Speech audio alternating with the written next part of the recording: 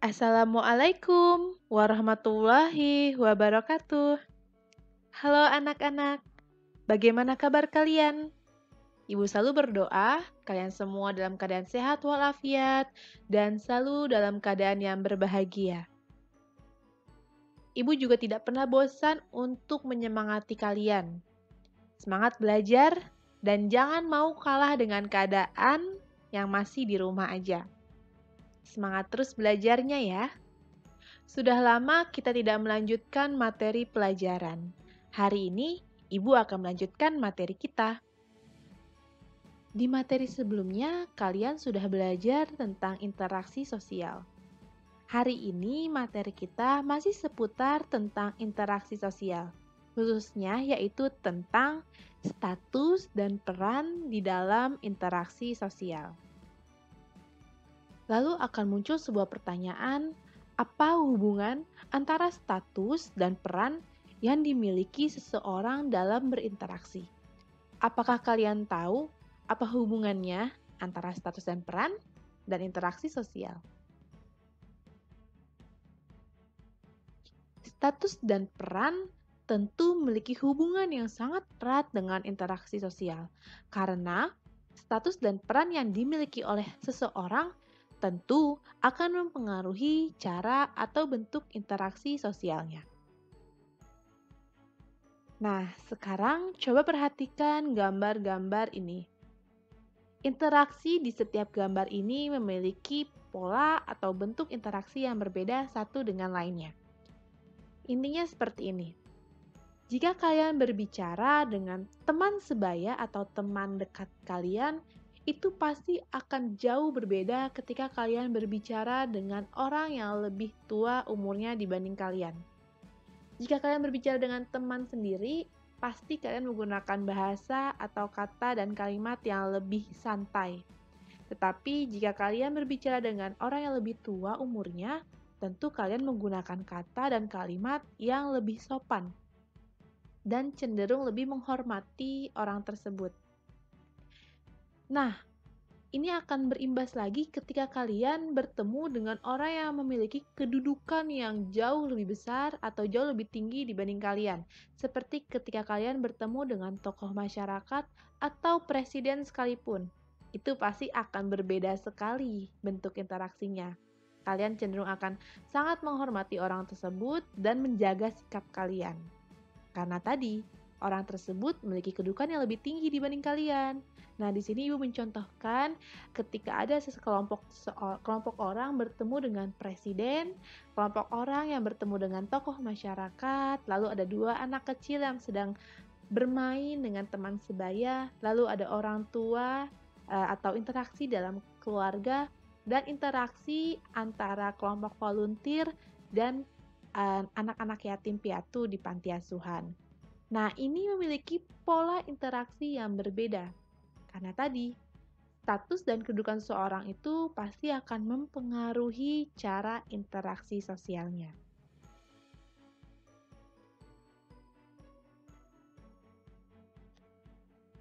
Status sosial.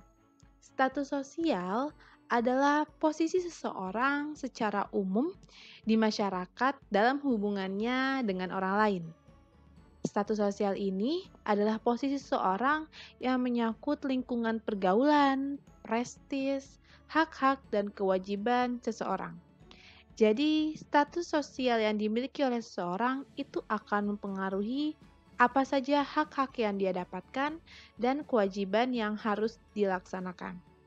Lalu, bagaimana cara mendapatkan status sosial di dalam masyarakat? Ada yang tahu? Di dalam sosiologi, ada 3 cara memperoleh status atau kedudukan di dalam masyarakat. Cara yang pertama yaitu ascribe status. Di sini Ibu mencontohkan seorang Pangeran William. Cara yang kedua yaitu achieve status. Contohnya yaitu seorang sarjana hukum. Lalu ada cara yang ketiga yaitu assign status. Contohnya yaitu pahlawan nasional.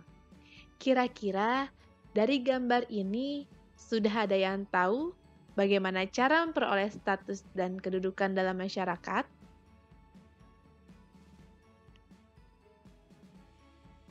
Cara yang pertama yaitu ascribe status.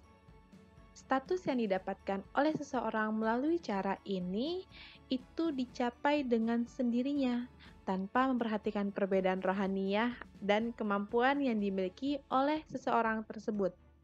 Kedudukan ini diperoleh secara otomatis tanpa usaha, karena status itu dia dapatkan atau diperoleh sejak dia lahir.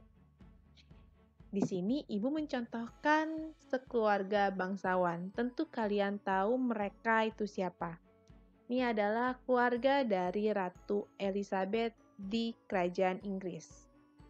Nah, status yang diperoleh dari keturunan Ratu Elizabeth ini langsung didapatkan sejak mereka lahir. Mereka lahir langsung mendapatkan status bangsawan. Nah, ini adalah ascribe status. Dan tidak semua masyarakat dapat menggunakan cara ini untuk mendapatkan status sosial. Karena ascribe status lebih banyak dijumpai pada masyarakat dengan sistem lapisan yang tertutup. Contohnya seperti masyarakat feodal, gitu. Berbeda dengan ascribe status, di mana status tersebut didapatkan melalui keturunan dan berada di lapisan sosial tertutup, achieve status ini berada di sosial terbuka. Jadi siapapun berhak dan dapat memperoleh status dan kedudukan yang tinggi. Tetapi tentu bergantung dengan kemampuan dan usaha si individu ini untuk mencapai tujuan tersebut. Nah, biasanya achieve status ini diperoleh melalui pendidikan. Nah, kalian bisa melihat kan, ada contoh-contoh dari achieve status ini. Mereka berupaya semaksimal mungkin untuk mencapai tujuannya sehingga mendapatkan kedudukan yang tinggi.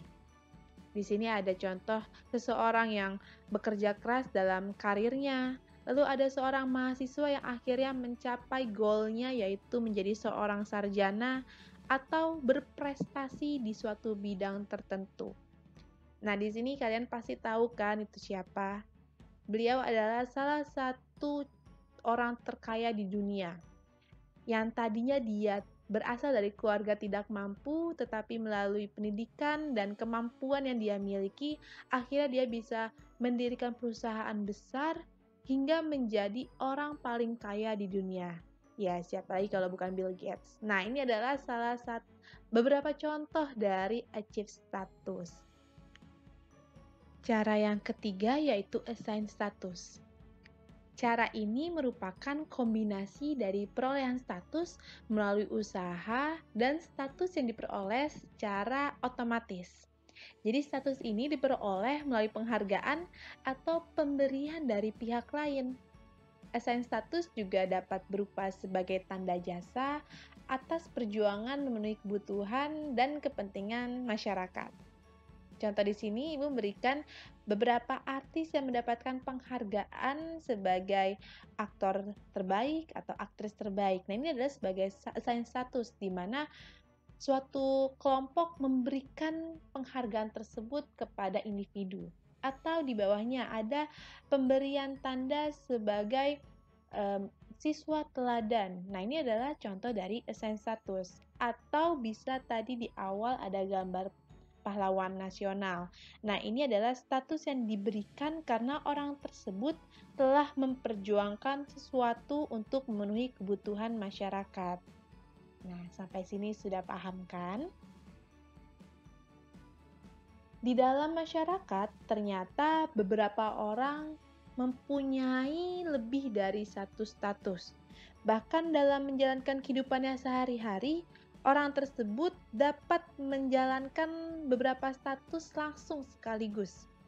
Nah, di sini tentu akan menimbulkan konflik status atau status konflik. Konflik status adalah konflik batin yang dialami seseorang sebagai akibat adanya pertentangan pada beberapa status yang dimilikinya. Contohnya di sini adalah seorang perempuan.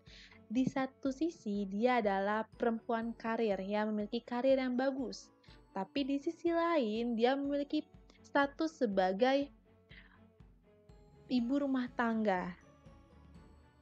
Nah, dalam sewaktu-waktu pasti akan terjadi konflik batin karena dia bingung untuk memilih menjadi ibu rumah tangga atau menjadi wanita karir. Nah, ini adalah contoh dari status konflik. Sekarang kita masuk ke peran sosial. Apa itu peran sosial? Peran sosial merupakan perilaku yang diharapkan oleh pihak lain terhadap seseorang dalam melaksanakan hak dan kewajiban sesuai dengan status yang dimilikinya. Status dan peran itu tidak dapat dipisahkan, karena tidak ada peran tanpa status dan tidak ada juga status tanpa peran. Dari status sosial yang dimiliki oleh individu ini, kita harus melihat ada hal penting yang harus diperhatikan adalah bagaimana seseorang melakukan perannya secara bertanggung jawab. Sehingga peran sosial ini memiliki fungsi untuk mengatur perilaku seseorang. Selain itu, peran juga menentukan apa yang harus dilakukan oleh seseorang bagi masyarakat, serta kesempatan apa yang diberikan masyarakat kepada orang tersebut. Sama seperti status, peran dapat dimiliki manusia sejak lahir atau diperoleh dari lingkungan sosial. Dan peran juga dapat menimbulkan konflik peran, seperti konflik status. Di sini ada sebuah bagan di mana menggambarkan contoh konflik peran yang dilalui oleh seorang perempuan.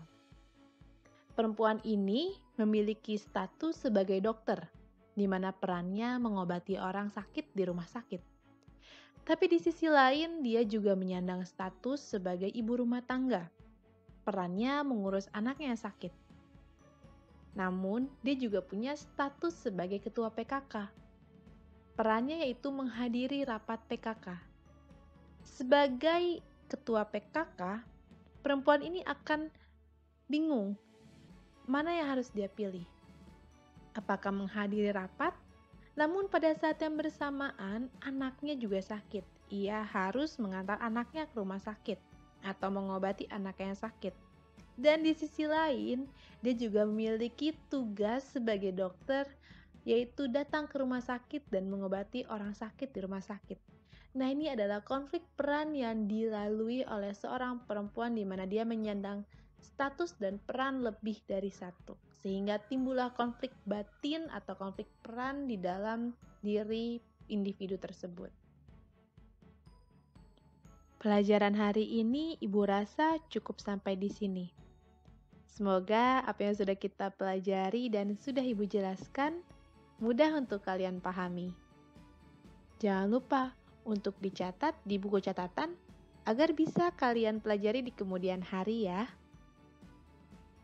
Dan jangan lupa untuk selalu menjaga kesehatan, selalu menggunakan protokol kesehatan ketika kalian berada di luar rumah. Sehat terus dan bahagia terus ya nak. Selamat melanjutkan aktivitas kalian. Ibu akhiri, Assalamualaikum warahmatullahi wabarakatuh.